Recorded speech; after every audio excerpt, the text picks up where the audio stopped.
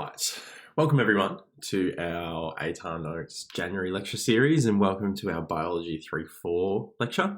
Today we're going to be covering Unit 3 Headstart. So my name's Josh and I'll be your tutor today, your lecturer today, and you'll be seeing me throughout the next 2 hours. So just to start off with, I'm going to sort of just discuss a little bit about ATAR Notes. So essentially, thanks to ATAR Notes today for running this lecture, and essentially ATAR Notes has been around for a very long time. They've been around since about 2007, and in that time they've created numerous free resource sort of hubs and different streams and different sort of threads where you can gain access to lots of free resources and lots of information that will help you throughout your sort of VCE journey. But on top of that, they also now have some paid resources which we'll discuss. So as I said, ATAR Notes has been around for a very long time. I used it when I went through high school. They've got everything from their study notes, so free downloadable ones, but they've also got their topic tests and their study guides, which you can buy as physical copies. They've got videos, discussions, etc. But now they also have this resource called ATAR Notes Plus, which is brand new in the last couple of months. And essentially, ATAR Notes Plus is essentially a library of all of our ATAR Notes content. So it's got all of the study guides and the topic tests as PDFs essentially online. And then they also now have these new features. So they've also got flashcards. They've also got an AI answer bot. So this AI answer bot is brand new, and essentially it's like a VCE AI. So you can ask it questions based on VCE and it will answer your questions in the scope of VCE. So it's a really, really useful tool, and it sort of keeps you within the bounds of what you need to know and what you don't need to know. So today, what are we going to cover? So today what we're going to cover is we're going to cover most of Area Study 1 and a little bit of Area Study 2 for Unit 3. So we just want to give you a bit of head start. Essentially, this is the longest running study design of any of the study designs currently running. Biology 3-4 was the tester in 2022. And therefore, what you'll find is that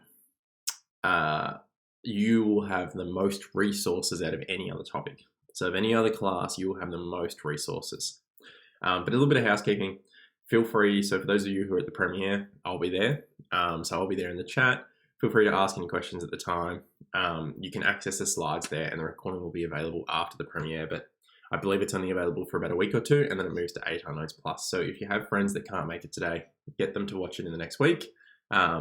And the chat will still be available then to view, but you won't be able to ask any questions. So you'll be able to scroll through it and see the questions that have already been asked.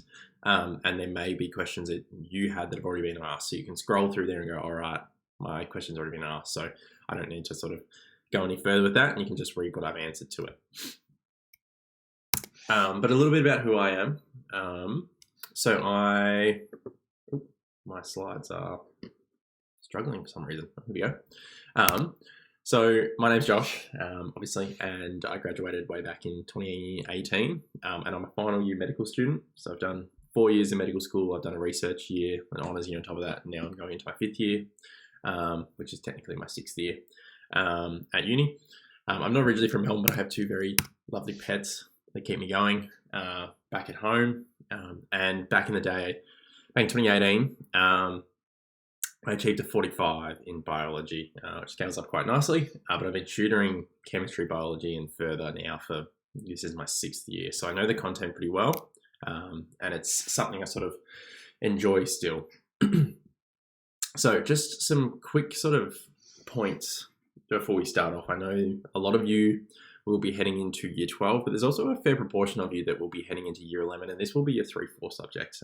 It's pretty common, and it's also quite common for a lot of those year 11 students. I'm assuming there's probably a few of you out there to have not done 1-2, although I do say you really should do 1-2. 1-2 is really, really important. But if it is your first year doing a 3-4, or if it's, you only did 1 last year and you're still sort of figuring out how you should go about it, just some quick tips, especially for biology. Biology is one of those subjects a lot like chemistry, a lot like psychology, a lot like physics, like all the science subjects, they have a scope that you need to know. And the most difficult thing you can come across is the idea that you go beyond your scope. So you've got this scope of knowledge that you need, and because these subjects are far further reaching, they go well beyond VCE, they go much further into university, into research, etc. You'll find that when you're in there, you will search up something like information on a subject. Maybe it's about DNA manipulation and caspases and so forth, and then it takes you down a rabbit hole. You start getting into like journal papers and things that are irrelevant.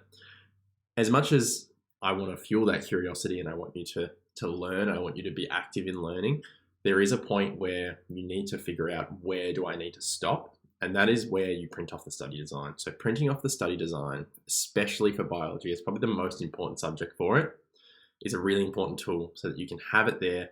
I know the other option is if you've got a tablet or something, have it there that you annotate. And you've got it annotated and you've got little points next to all of the dot points, and you sort of know where to stop. You sort of know where, all right, I don't think this dot point covers any more than that. I don't think this dot point can go any further than this. So it sort of holds you instead, in a sense. I say get ahead on the course content. What I mean by that is not to go ahead and, blast your way through. What I mean by that is when you enter a new subject, I would highly, highly suggest, because most classes and how I was taught and how most students I've tutored are taught at school is the teacher brings in, content. They've either got PowerPoints or they've got some worksheets, or they do an example, like they go out the back and they sort of teach you slowly each dot point through each class. But most of you also have a textbook, and a lot of the time you don't really use it all that much. Biology is one of those weird subjects where you have a textbook and you don't seem to use it all that much. If you've got a textbook, feel free to sort of, before the subject starts, so maybe after your SAC and you're about to start the new topic, you sort of just flick through it. You don't need to read it in heavy detail. It's a heavy, heavy textbook and there's far too much information in it, but sort of flick through it and just sort of understand, all right, what is actually going to be covered. You're sort of doing that today in a sense by watching this video, because you're seeing and getting just this brief idea of what is actually going to come up. Do I know this stuff? Have I seen this stuff before? Have I not? Is there stuff that is really confusing now? Well, if it's really confusing now, it may not be confusing when you start to learn it, but it could be. So it's something you really want to focus on. And it's really, really good to be doing little things like that before sort of going in. Learn from mistakes and focus on weaknesses. It's pretty common.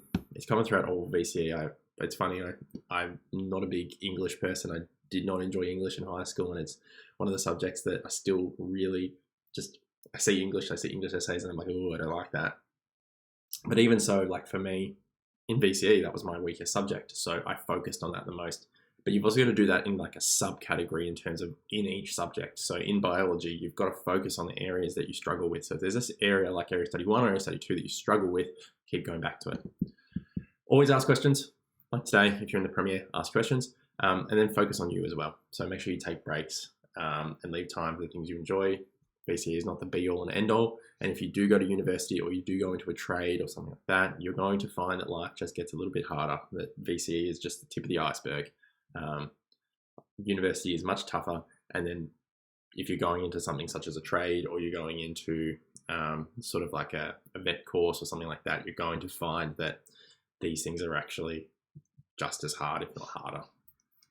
So really important, look after yourselves. And they're just some quick tips to sort of jump in. So for the next sort of, what are we at? 110 minutes. We're going to be covering area study 1 and area study 2. So if I just quickly scroll through on my little presenter view. So I just as a quick point, if you see me looking to the right, that's because I've got or could be left on your screen, not sure what it is, but on my right, I have the ATAR notes. I have a monitor up with all the questions.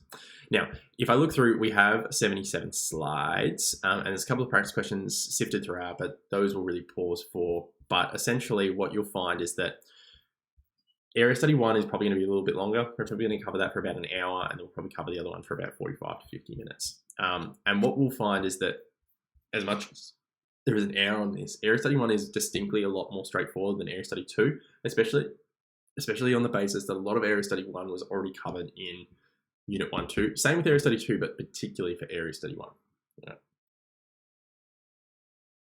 Yeah. That's coffee, by the way.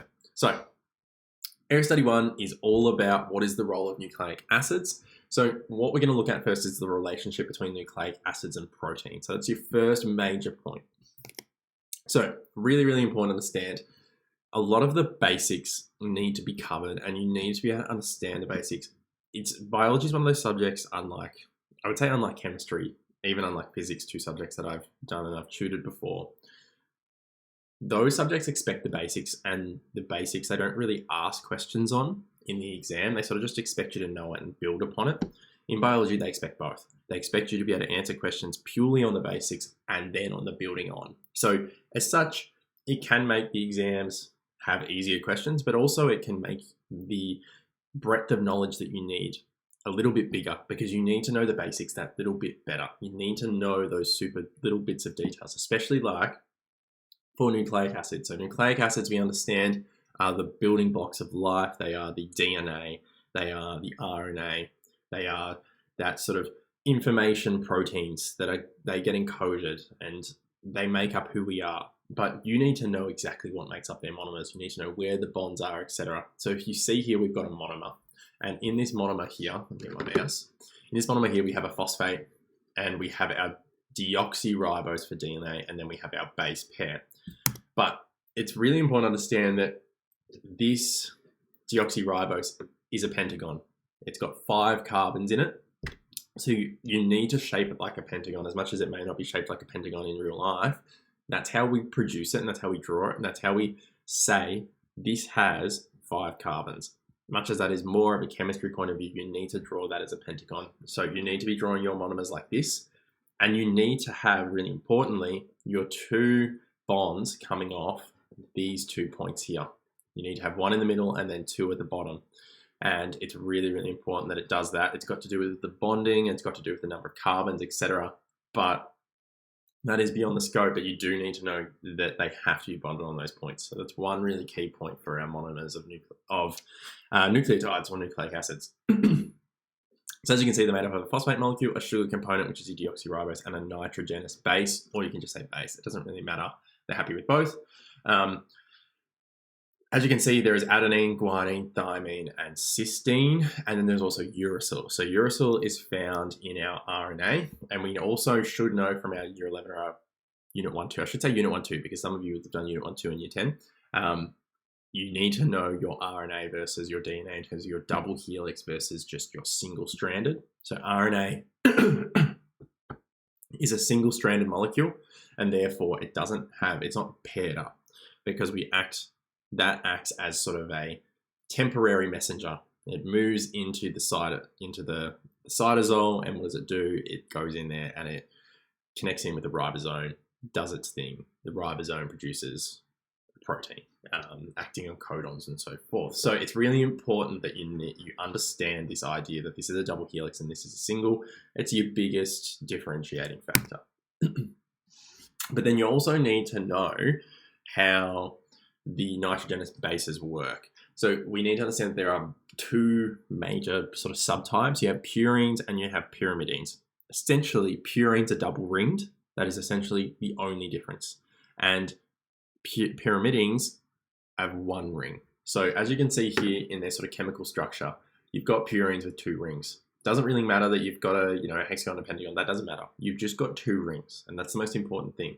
So A and G are purines, and C and T are pyrimidines. So as you can see here, we have C bonding to G with 3 bonds. That means we've got a pyrimidine bonding to a purine. So pyrimidines and purines sort of pair up. So opposites attract. They attract onto each other and they bond onto each other. So it's not like we've got a purine bonding to a purine. That doesn't work. You need a purine bonding to a pyrimidine. So that's why our thymine is replaced with uracil in RNA, because we need another pyrimidine to replace it so that we get those bonds. Now, also really important, these occur via condensation polymerization. I'm hoping this is a familiar term. If it's not, essentially it's a type of reaction. It's a chemical reaction in which we form bonds between 2 molecules and water is lost. That's why we call it condensation. So water is removed from this space, the bond. So there's a bonding area and a water molecule is removed. The exact specifics of that are unnecessary for biology. If you're doing chemistry, you're going to learn about it. But for biology, all you need to know is that water is lost and we get a polymer form. Now, a polymer is our longer chain. The monomers were our nucleic acids. So our individual, if we go back here, this is our individual monomer. These are our polymers. So our long ones are our polymers. Now, DNA runs in anti-parallel. There's also a really key point to understand. One strand runs in a 3' to a 5', and the other strand runs in a 5' to a 3'. Now, you might say, where do you get these primes from? You get these primes from here. This is exactly what we're talking about. So you will find that the bottom end of this monomer, so this phosphate, will bond onto the bottom end of the next monomer. And essentially, this phosphate bonds onto the 5th, and then you have the 3rd at the bottom, and the 3rd bonds down. So the 5th carbon and the 3rd carbon. So you can sort of from there then match up and say, all right, am I at the 3rd carbon? Am I at the 5th carbon? And you can figure out which way you're running. Now, you'll be told this in a question. You don't need to figure out, you don't need to worry about figuring out which is which.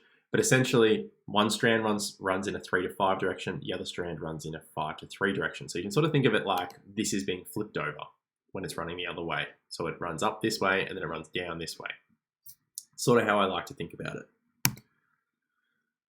So it's also really important to be able to compare. As I said, the most simple comparison you can do is double versus single stranded. Please always fall back on double versus single stranded. It's the one the examiners expect. Don't try and, bamboozle them and be like, and try and do something really individual and different. There's no need to do that. They expect you to write when there's a DNA versus RNA question that one of them is double-stranded and one of them is single-stranded. It's their expectation.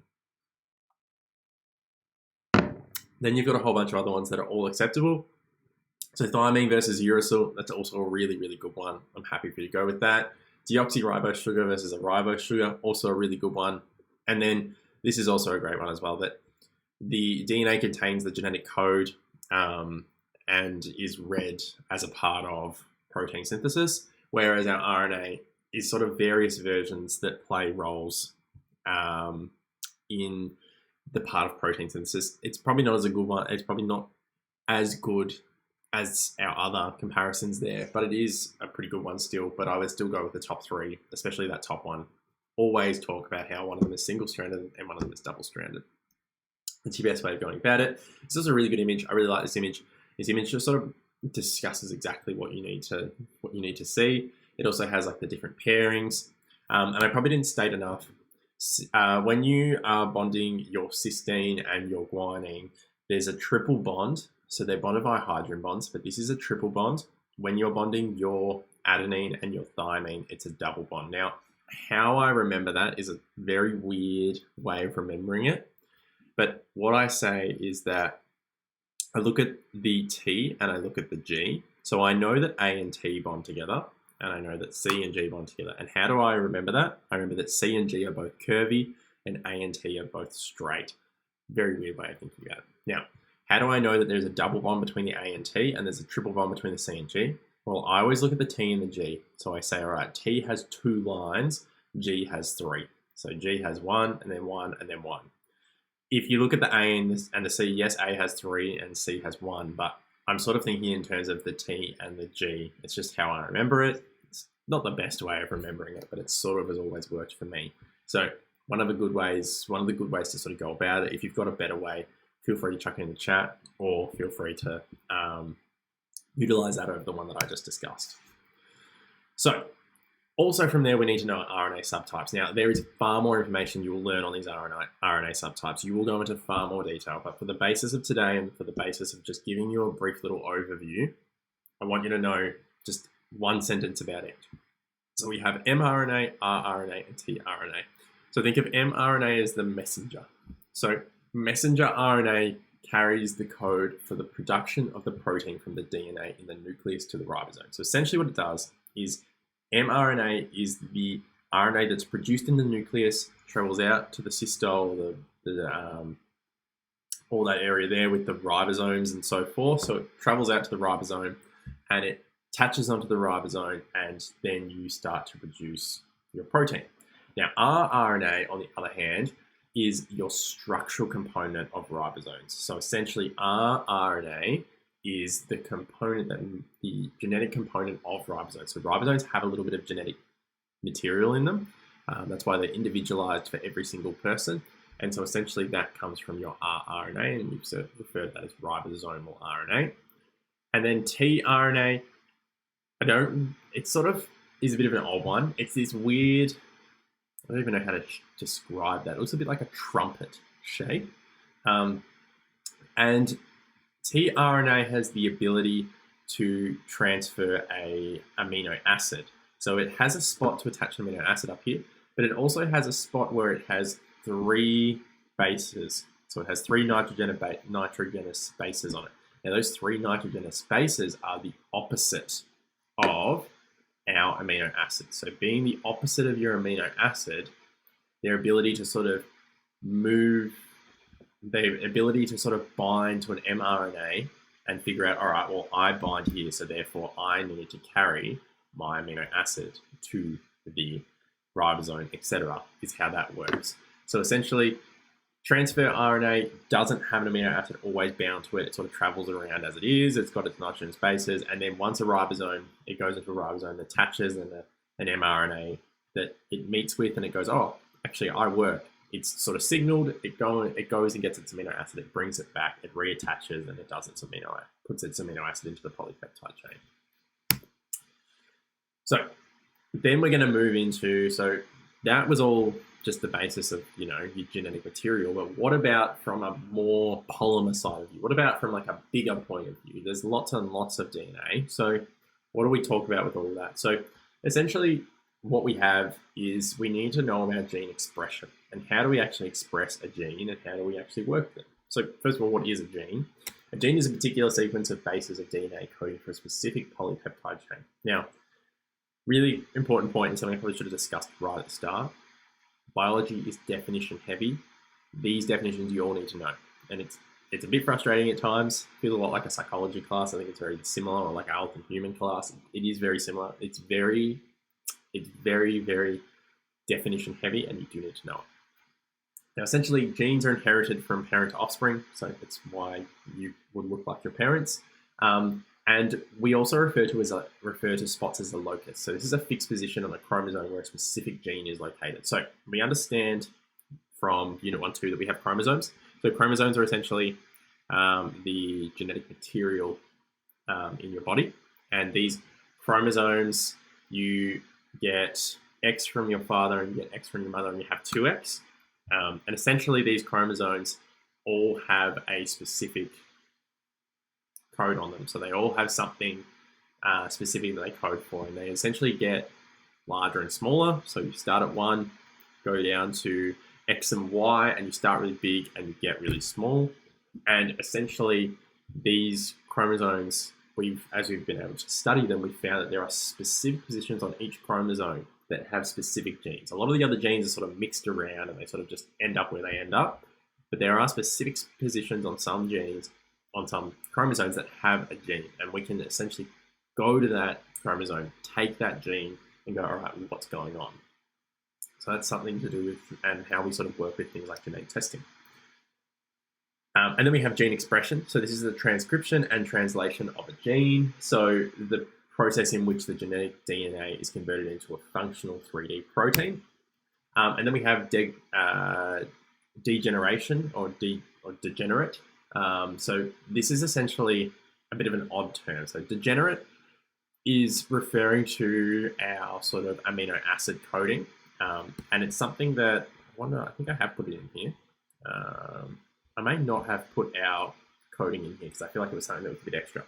So what you should remember from Unit 1-2, and something that is, again, revision for this year, but we go through it again, is that each protein or each amino acid is produced from a codon. And a codon is 3 bases long. However, there are only about 22 amino acids, if I'm remembering correctly. You don't need to remember the exact number, but I believe it's about 22 amino acids. And there are far more codons. There's like 60 codons or something, maybe a little bit less.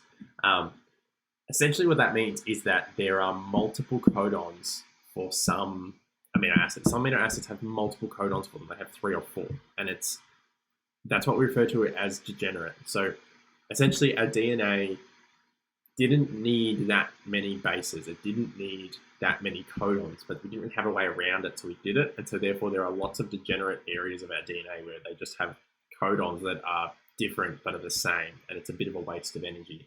So essentially, it makes us have more tRNA, uses a little bit more energy, and it's something that makes us less efficient. And we refer to this as DNA being degenerate. And then we go through this process when we sort of produce proteins. So we go through transcription, post-transcriptional modification, translation, and then folding.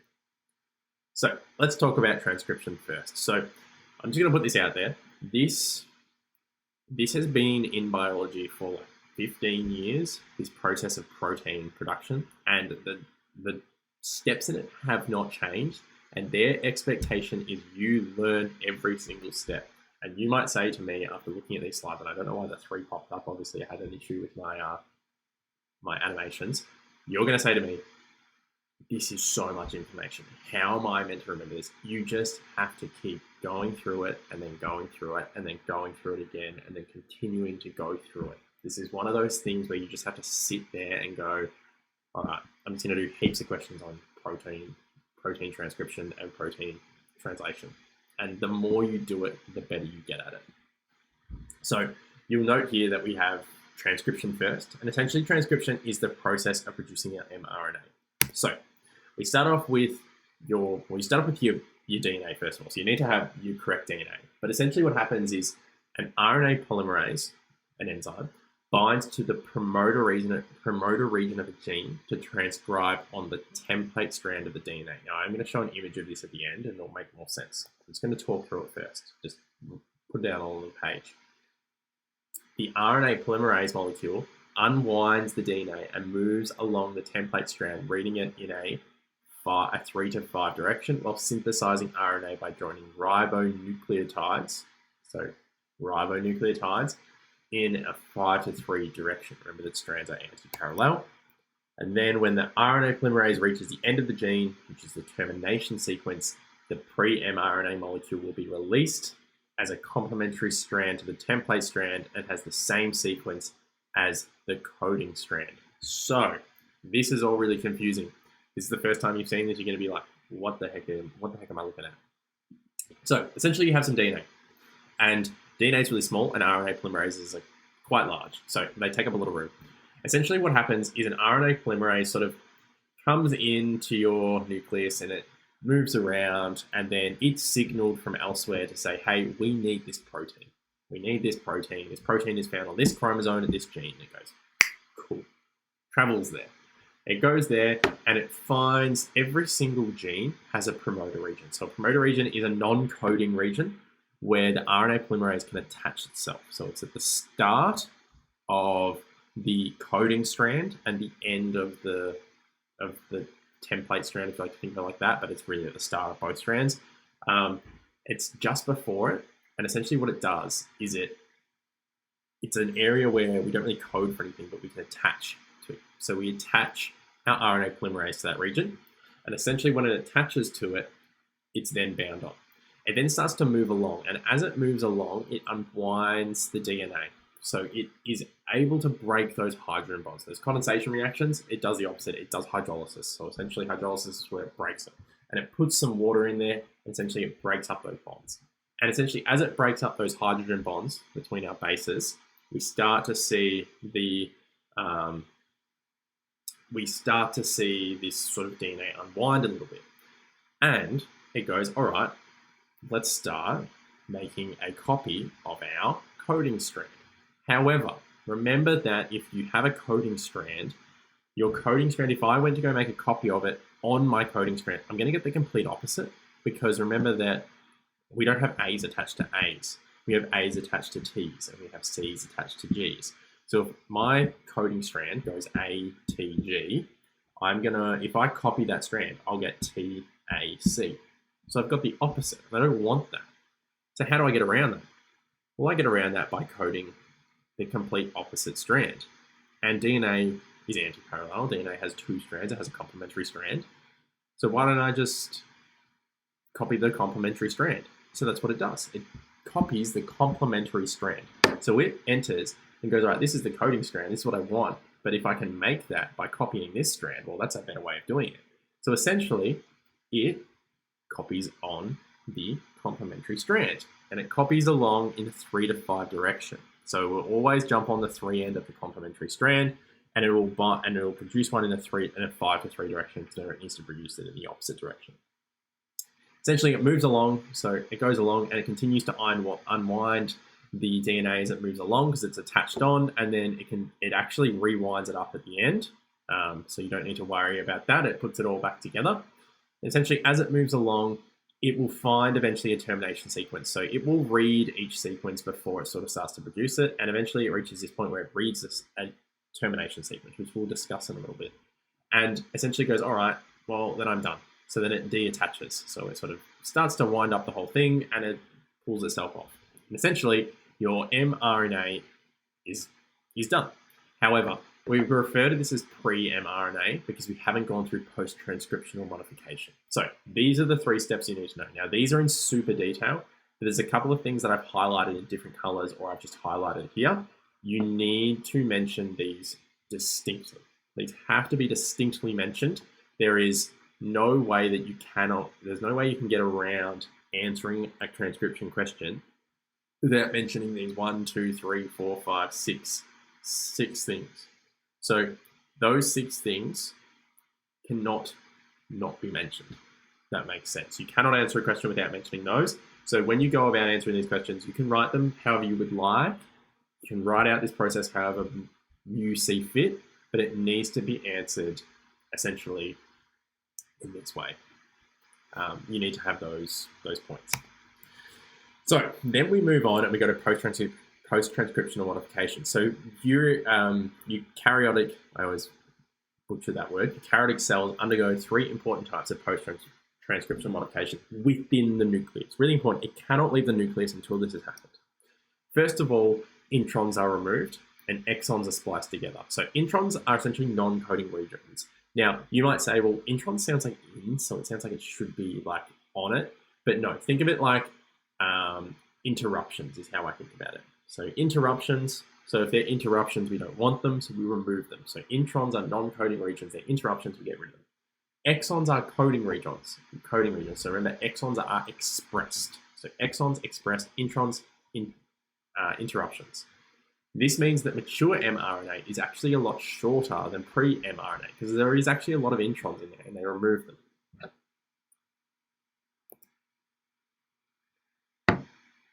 Now, you go ahead and you add a methylguanosine cap. Really important, you know what that is. So a methylguanosine cap.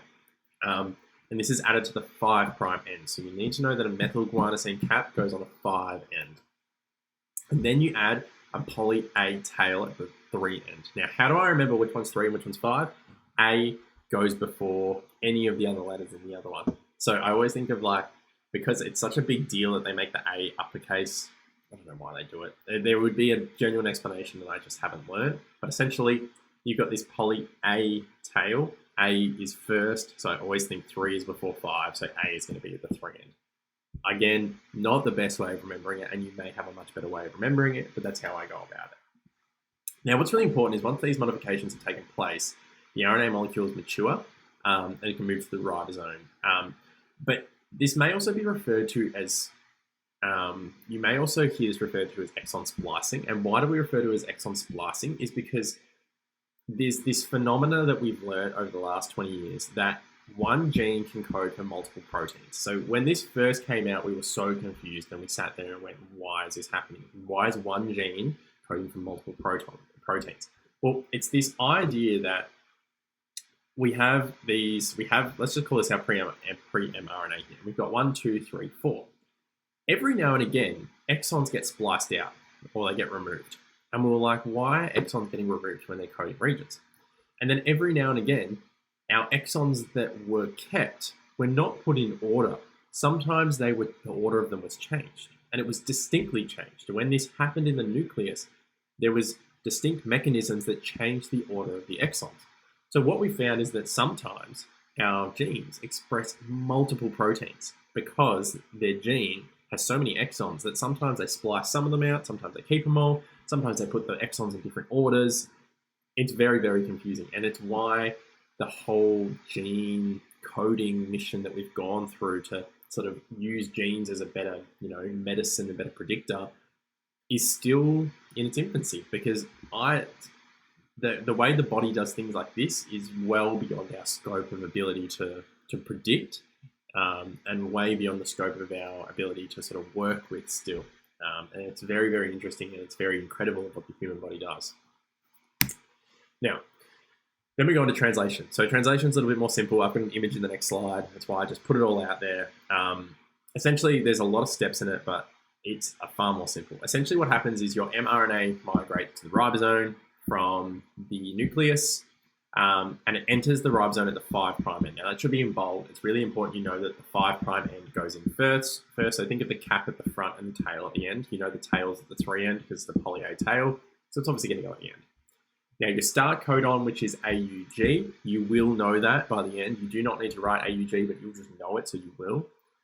Instructs for the translation to begin, directing for the amino acid methionine. Again, another one that you don't have to mention in this, but you will probably know by the end of the year. To start the polypeptide chain, each successive codon in the mRNA will pair up with an anticodon on the tRNA molecule carrying a specific amino acid within the ribosome. So we've already discussed rRNA. Essentially, we call those 3 bases or nitrogenous bases anticodons.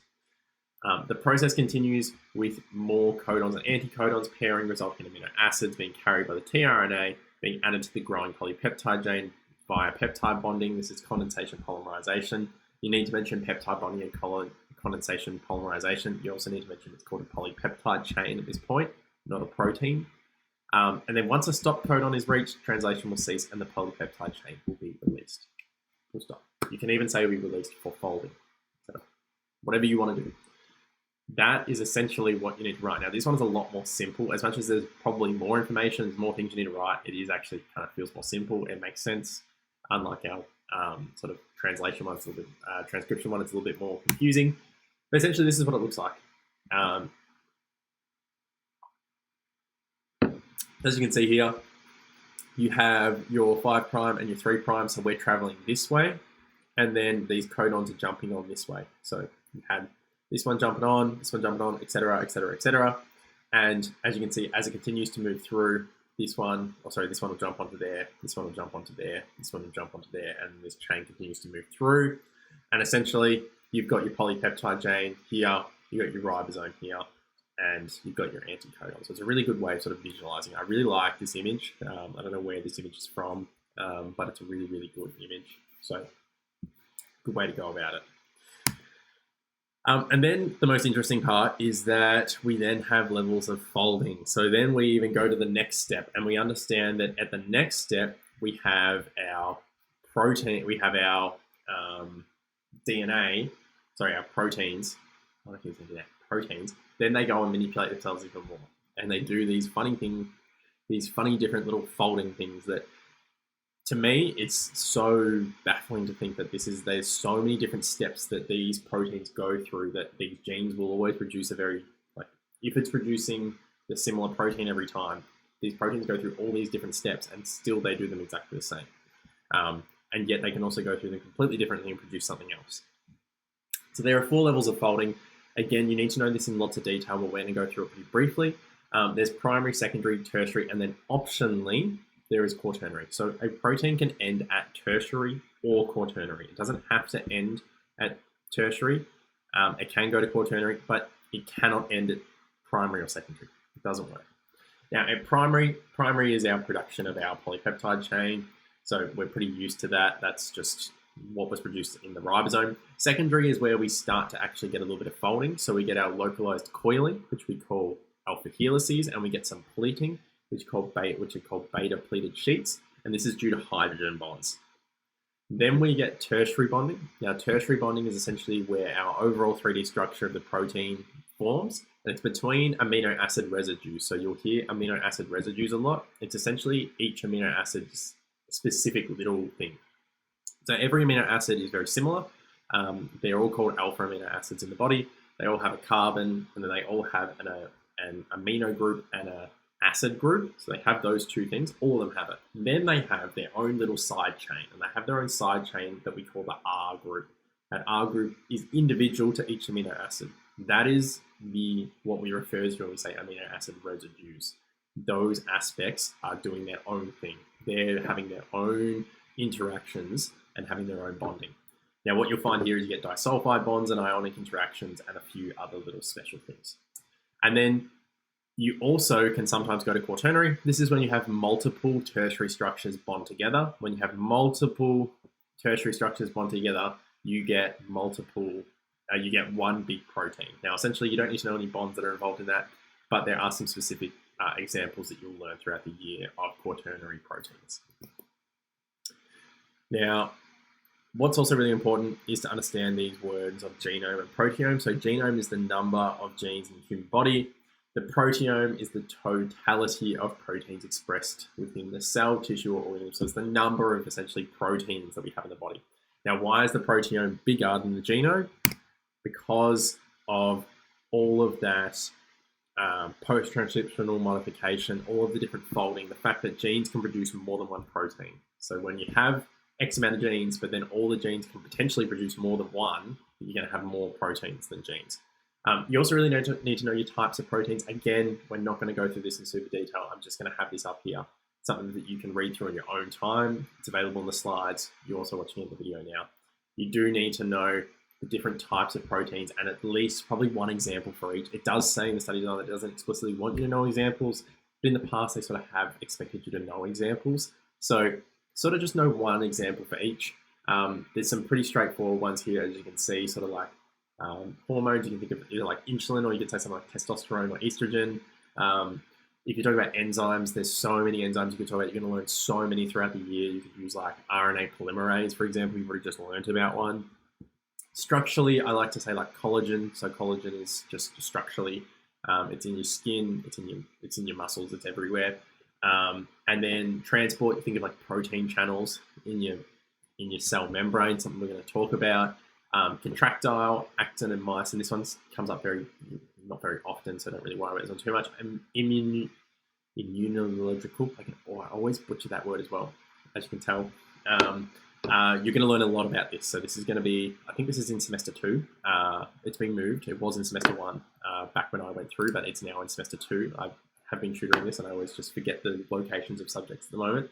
But essentially, your antibodies, things like that, and then your receptors. Think of like any cell receptor.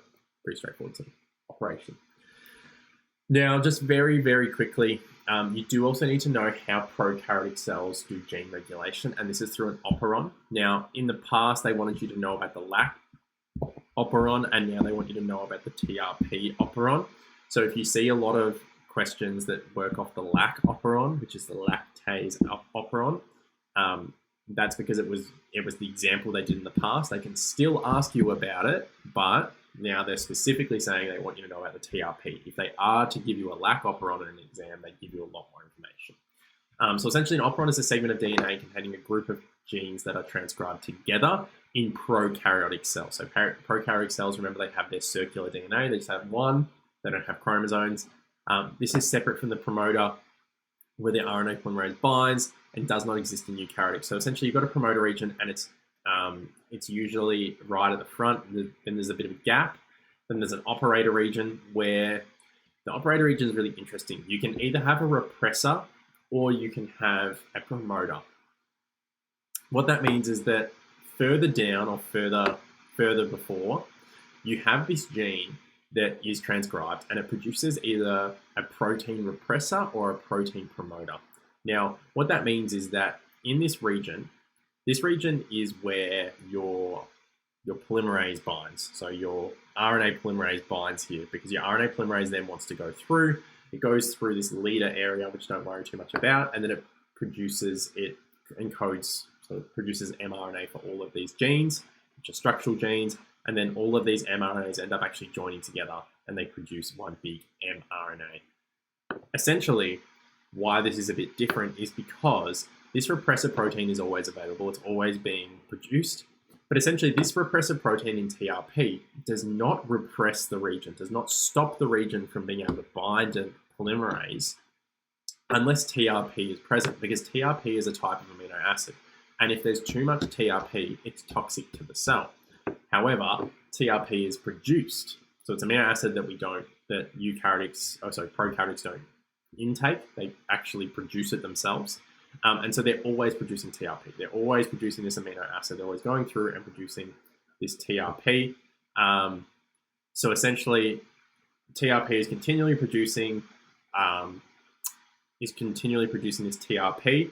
And essentially what happens is that if there's too much TRP, the TRP will bind to the repressor and make it active. And when it binds to the repressor, it binds to the operator region and stops the polymerase binding. So that's sort of one way of thinking about it. And that's in our TRP operon, which is the example they want you to know about. There are more examples you will learn to be able to get your head around this subject. Now, I went too far. Whoops. All right, well, you were meant to do this question, but I just went too far. I don't know why my slides just clicked too in. But essentially, these are two operon questions. If you didn't see the answers to that or you want to have another go at it, please feel free to pause now and go through it. But you will have just seen the answers, unfortunately. So I'll go through it, but 3, 2, 1, pause. And hopefully you're back. Hopefully you didn't see the answers when they popped up on the screen. I do apologize for that. What you'll see here is that you've got the TRP operon, and essentially you've got a TRP repressor. It's down here. It's not here. When the TRP repressor binds to the TRP operon, which of the following enzymes will be blocked from functioning normally? So remember, it's a polymerase. Remember, it's an RNA polymerase. So the answer is A for the first one. And then for the second one, which one of the following factors would increase the concentration of TRP repressor in the bacterial cell? And so which of these is going to make the TRP repressor be produced? Which of these is going to make more TRP repressors, because we want to actually stop TRP being produced? Well, that would be when we have too much TRP. If we've got too much TRP, we don't want more TRP being produced. So therefore, we're going to have lots of repressors, and we're going to be blocking all those genes. So the answer here is B. All right, moving on to part 2 of Area Study 1. So DNA manipulation techniques and application. So what about when we want to synthesize DNA? What about when we want to synthesize some DNA and we want to manipulate it and we didn't want to do something fun with it? Well, in these cases here, this is where we start to look at our roles of our enzymes and how does DNA synthesis actually work? Now, DNA synthesis is really, really confusing. It's a really confusing topic. And therefore, what I want to say to it is that we're not really going to go through the whole process. I just want to talk about the enzymes that are involved, and then we're going to use those enzymes in DNA manipulation. You will need to learn how DNA synthesis works, and it's something that you'll go through in class. But again, it's another 20 minutes we'd be discussing, and we don't really have time for that. And it's way too in detail for a lecture that's meant to be very much a brief head start. So essentially, there are a few enzymes that are involved. There is a helicase. So a helicase splits the original DNA strand. So it breaks it, but it doesn't just break it like an RNA polymerase where it rewinds up at the back. It breaks it permanently. It stops it from rebinding together to itself. You then have a DNA polymerase. This reads the original parent DNA strand and forms a new strand with complementary base pairs. So essentially, just like the RNA polymerase, but this one goes along and actually binds it to it properly and stays on there. You have a DNA ligase. This smooths the bonds together of the Okazaki fragments. Now, the Okazaki fragments are essentially where, our DNA polymerase goes on our template strand. It goes from 3 to 5, so it produces in a 5 to 3 direction. Well, if I'm breaking the DNA this way, one of my strands is a template strand that is 3 to 5. The other one is actually a 5 to 3. So it wants to go the other way. But if it's breaking it this way, it can't go to the top and go backwards. There's no way of doing that. So essentially what it does is it goes to the point of where it's broken and it goes backwards until it hits what's already done. And then it goes back to the start, back to the new start, because the helicase is still moving along, and it makes a new fragment, hits there and then goes back. But it cannot join those together. That's what the DNA ligase does. It joins these little ends together. And then an endonuclease, this cleaves the DNA backbone, splitting apart segments of the DNA at specific points. So sometimes we actually want to break our DNA. Sometimes there's errors in it and we want to break up our DNA. and that's where endonucleases come from, and they are really useful. So endonucleases are also referred to as restriction enzymes, and so they have a recognition site or recognition sequence. So they have this sequence of DNA where they know they need to go and cut. And essentially, these are very specific to that enzyme, and they break the covalent bonds between the nucleotides. And they can form either sticky ends like this or blunt ends. Now, sticky ends are far more useful, and they're the ones that you're going to work with. And there's a whole bunch of different ones. Now, this was in one of my old textbooks. And in that textbook, they talked about how you should really know these. You do not need to know these. Very ridiculous. But these will come up. So these are things that you will use. So you will see these throughout the year. You will not remember them. Don't worry. It's not one of those things you need to remember. But it's very interesting to see that there are so many different endonucleases that we utilize. Now, an example of how this works is it says here, and this is how an exam question would be written. So this is a VCAR question.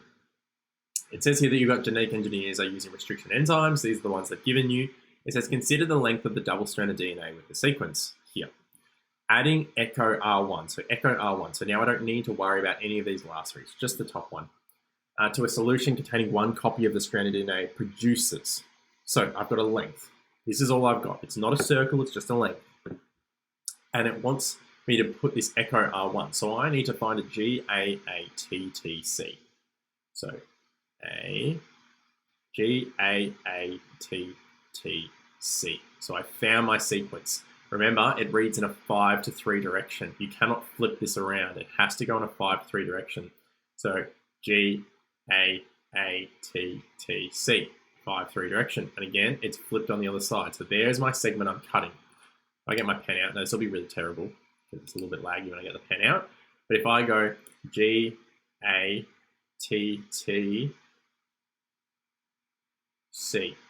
that is where my cut will be.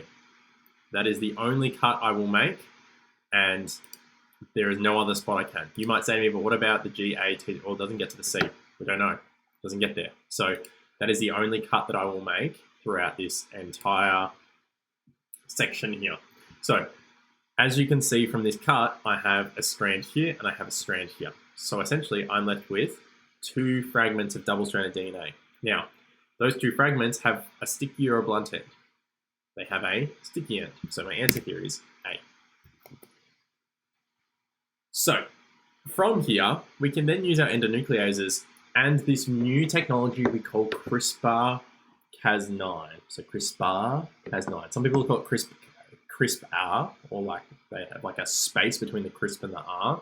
The CRISPR stands for clustered regularly interspaced short palindromic repeats. Now, do you need to know that? I haven't seen it come up on an exam yet, but you do need to say CRISPR in exams. Cas9 is just a very specific endonuclease. Essentially for this, we need to understand how CRISPR works naturally.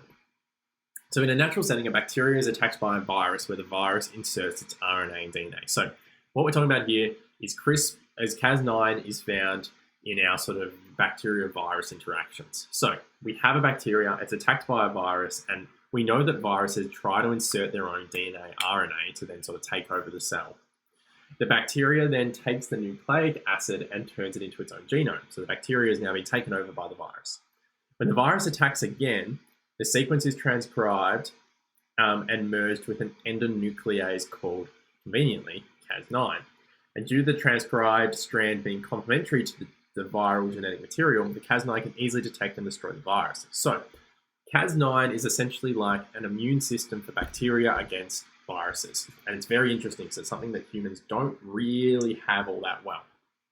Bacteria have evolved to sort of have this. And so essentially what happens is the bacteria understands it's been attacked and it understands that it's in its genome and it goes, And it ends up being able to remove it and it goes, all right, if I get attacked again, I give this sequence to a Cas9, which is an endonuclease, and essentially what that Cas9 does is it just floats around and it looks for that sequence. And as soon as a virus attacks that bacteria again and tries to insert that genome, essentially what happens is the Cas9 is complementary to it and it goes, I don't like you, and it destroys it. So essentially what we've learned is that we can sort of use this Cas9 technology to say, hey, what about if I put in a specific gene from DNA? What about if I took a human cell and there was DNA and I put that gene into a Cas9 endonuclease? I merged that gene with a Cas9 endonuclease. Would that Cas9 endonuclease go into my genome and destroy that gene? And what we found is that it kind of does. It does kind of work. And yes, there are restrictions with it, and yes, there are limitations with it. And yes, you will learn far more detail how this works. But for the sake of today, what I want you to know is that we've started to learn that without Cas9, if we give it a specific gene, let's say there's a gene for Huntington's or a gene for something else like Alzheimer's, these things have far more than one gene. But let's just say for simplicity's sake, there's one gene. What we've learned is that there's the potential that if we give it to if we give that dirty gene to a Cas9, and we put the Cas9 into the cell, it should be able to go into the cell, find that dirty gene in the genome and cut it out. And we've also learned that we now have the ability with some of the Cas9s to then insert good DNA. And so we can give it good DNA as well in a specific way that it has the bad DNA it detects, so then it breaks off that bad DNA, and then it puts its own good DNA in. Now, this is a really advanced piece of technology that is only just starting to really take off, but it is something that is potentially the next sort of frontier of medicine and the next frontier of our sort of healthcare system.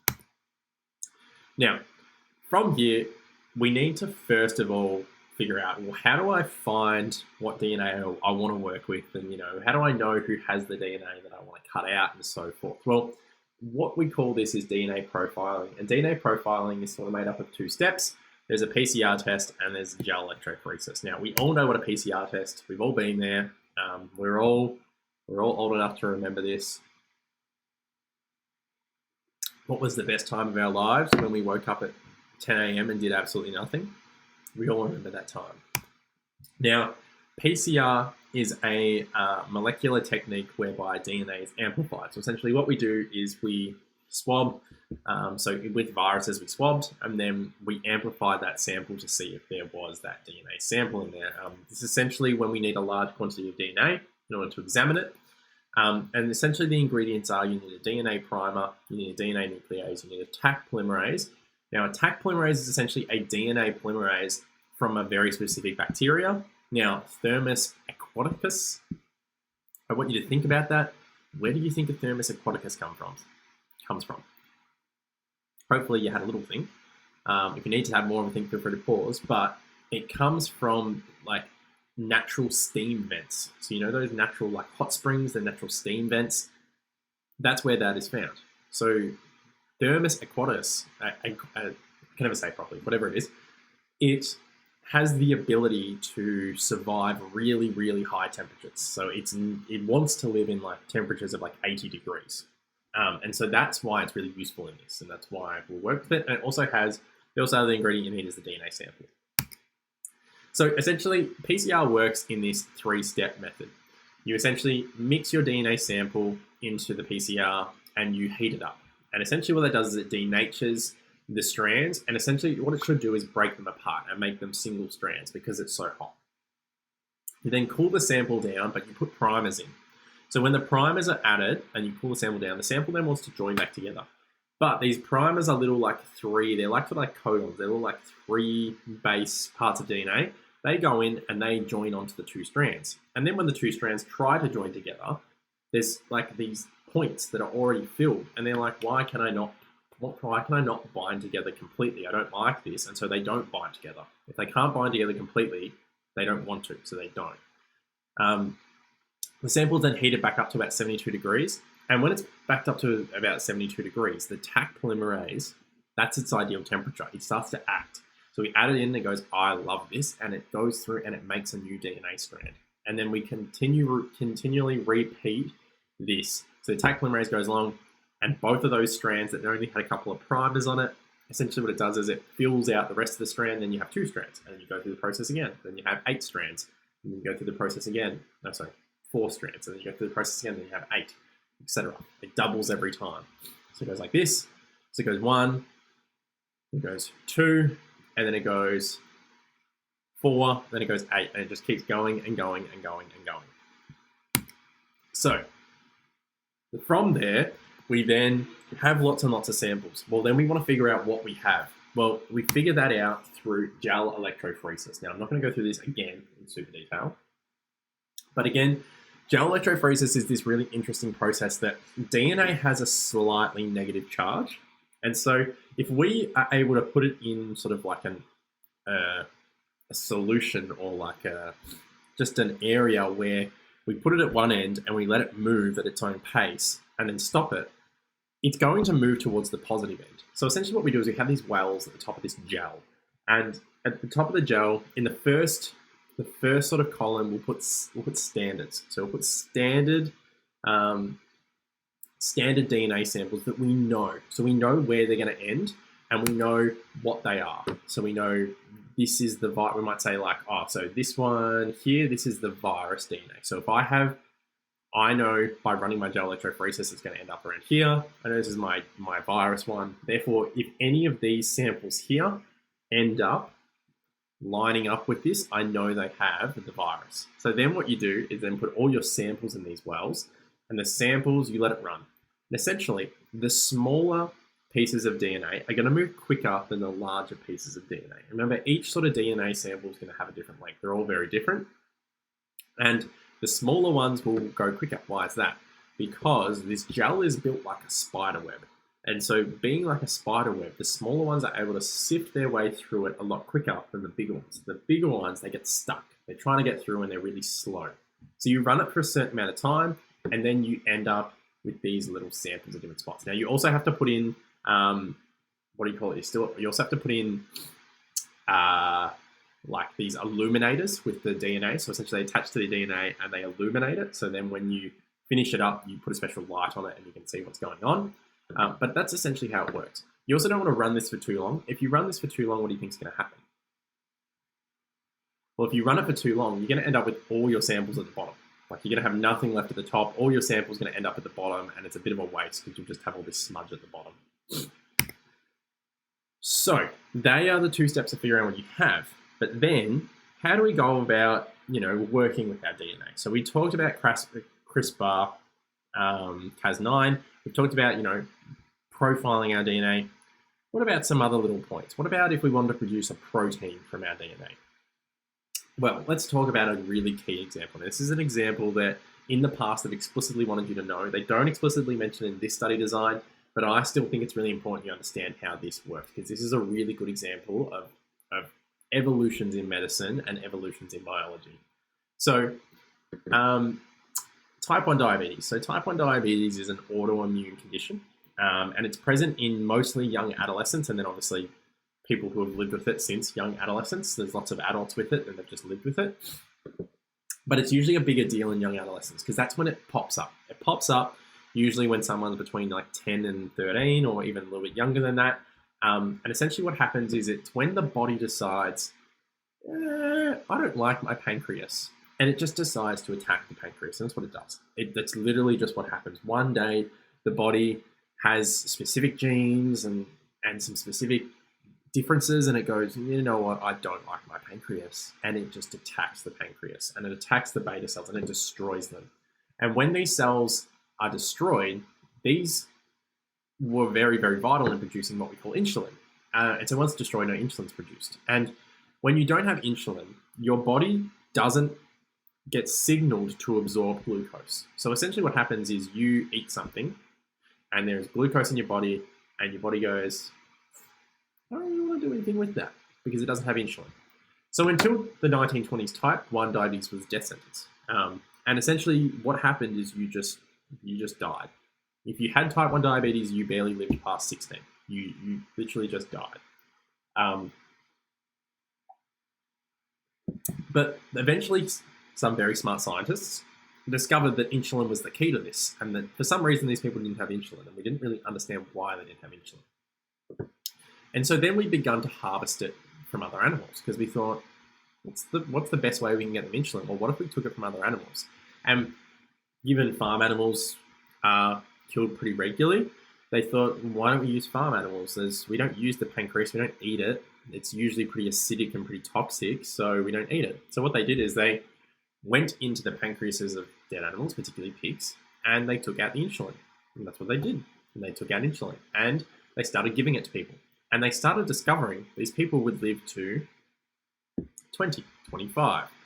Yes, they only added about 10 years of life to them, and most usually died of complications to the foreign insulin. Their immune system eventually cracked it with the foreign insulin because it wasn't theirs, but they were able to live a little bit longer. And then in 1978, we discovered recombinant plasmid insulin. And what is that?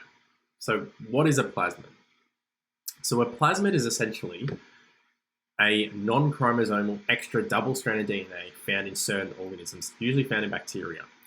Importantly, bacteria can take up a plasmid from an environment and can transfer them through the process of conjugation. So what that means is that it's a circular random bit of DNA that can actually be added into a bacteria separate from its own singular piece of DNA that it works off. So it has its own singular big circle squiggly bit of DNA, but then sometimes they get these little round small bits and they're able to bring it in, they're able to treat it like it's its own. So other characteristics to note is that plasmids can be cut using restriction enzymes and genes can be inserted into plasmids, and that plasmids are self-replicating. They replicate themselves, and sometimes a bacteria will produce lots of its own plasmid and then pass it off to other bacteria. It's a very common thing. So essentially you've got your bacterial DNA, and sometimes they have these plasmids, and sometimes it goes, I really like this plasmid, I'm going to produce a lot of it and give it to my mates. And that's what they do, and they give it via conjugation. So essentially, a recombinant plasmid is a plasmid where we artificially manipulate it. So what we do is we get a plasmid. So we often get one from an E. coli, it's a very common bacteria, and we cut a vector plasmid. So we call it a vector plasmid because it's the one we want to work with, and we cut it with a very specific restriction enzyme. Whichever one is specific to what we're doing, we will cut it with it.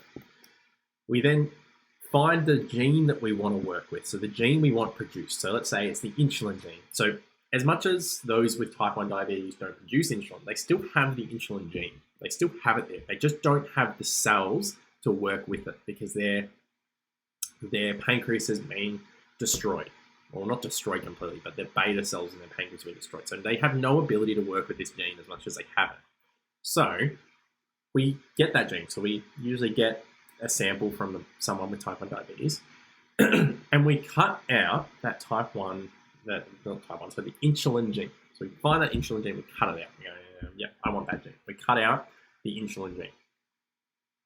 When we cut out that insulin gene, we cut it out with the same restriction enzyme as what we were working with originally. So the gene of interest in plasmid will therefore have complementary sticky ends.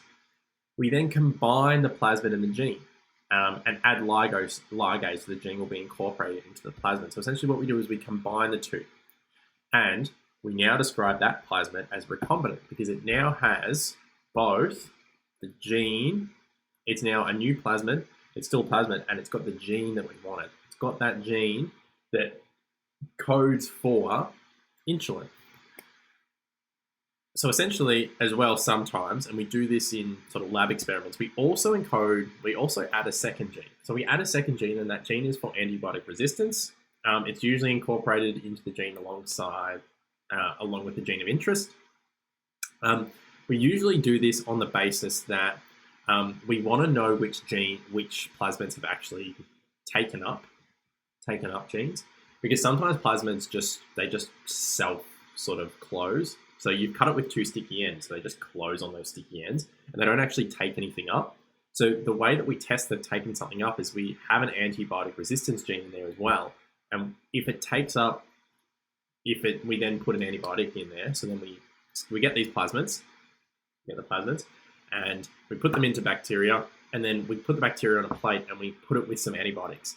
The bacteria that lives, because it now has the antibiotic resistance, we then assume have taken up the insulin gene, and then we therefore promote it to produce the insulin gene, and we get insulin produced.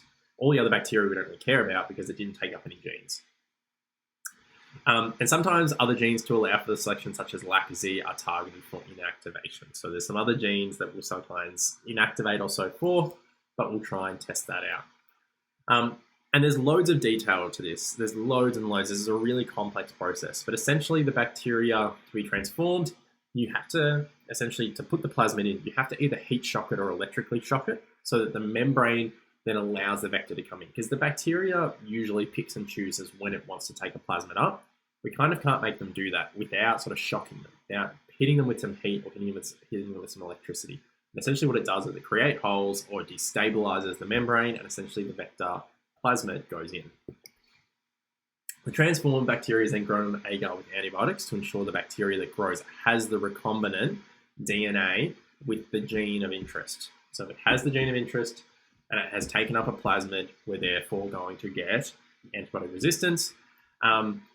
If the bacteria did not take up a transformed plasmid or took up a plasmid that reformed before the genes could be incorporated, it will die to the antibiotic, is essentially what we're doing. And then essentially what we get is this phenomena where the bacteria are on a plate, and if we feed that bacteria, it produces insulin, and it produces loads of insulin, and it produces insulin that is specific to an individual, to a human.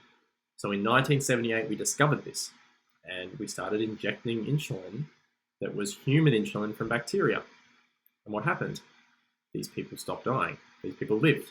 These people lived very long and happy lives. And essentially now, type 1 diabetes is now a condition that it's livable.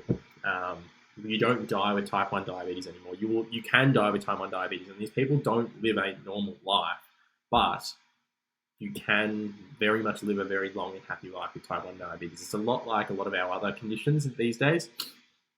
A lot of our viral infections, even things such as HIV/AIDS. So HIV is obviously the first infection, AIDS is the late stage. Most people that get HIV, especially those in first world countries, we're starting to get better in those second and third world countries. We are really pushing towards that. But in first world countries now, if you have HIV, you will live a long and happy life, and you will likely never infect anyone because of the medications and the way that we deal with these things now. We're able to actually sort of make people live a lot longer. And that is why in these days we have these discussions on the news, or hear discussions that we have aging populations. It's because people live now because of the breakthroughs in medicine. So this is one of those examples, and it's something you need to know for biology, is this whole recombinant plasmid of insulin's a great example.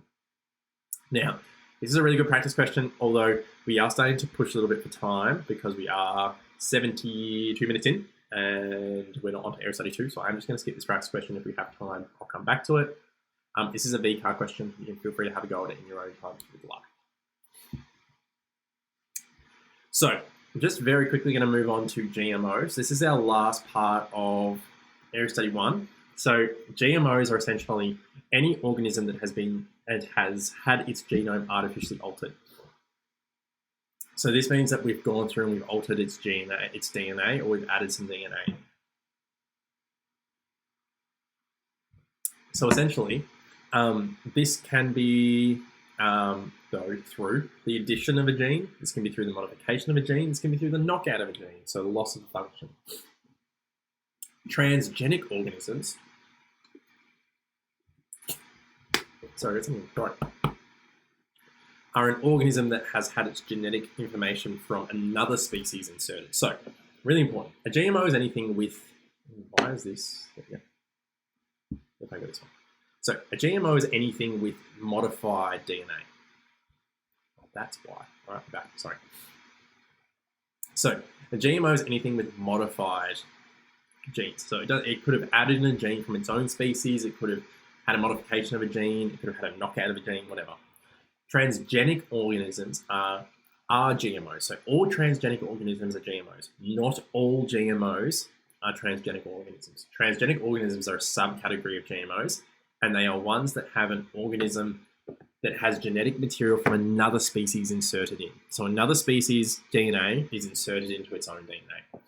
The inserted foreign gene is called a transgene, and this can be inserted via pronuclear microinjections or via a retrovirus. Now, those two things, you don't need to know them in super detail, but you will probably cover them in class in more detail than just my one sentence here. We're not going to cover those today.